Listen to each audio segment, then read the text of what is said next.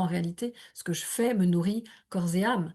Donc ça peut être des périodes à 54 ans ou, à 63 ans pardon, où les personnes vont répondre à cet appel-là davantage et vont aller se réaliser, hein, donc grande transformation, grande réorganisation de vie, se réaliser professionnellement dans une profession, qui va les nourrir, qui va les amener peut-être à rayonner davantage. C'est une période de rayonnement, de récolte, de réussite, de croissance.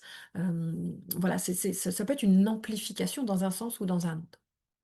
Et puis, ben, voilà, quand je disais dans un sens ou dans un autre, bon, je vais pas approfondir trop quand même, je vais rester comme ça et je pense que vous l'aurez compris, ça ce que ça vient dire, c'est déjà, très parlant. À 72 ans, on a un cycle qui va être de 72, alors non, qu'est-ce que j'ai dit? Si, 63 à 72, c'était le 8e cycle et à 72, on passe dans le 9e cycle jusqu'à 81 ans.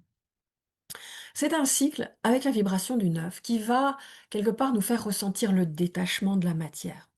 On n'est plus préoccupé par ce besoin, matériel. Ce sont des choses passées, mais on va être plus dans des périodes de transmission, de générosité, d'avoir envie de partage avec les autres, d'avoir envie de transmettre, heu voilà, de transmettre quelque chose, mais il y a plus d'intérêt. Dans l'énergie du neuf, il y a aucun intérêt. En fait, c'est une ouverture de cœur, totale.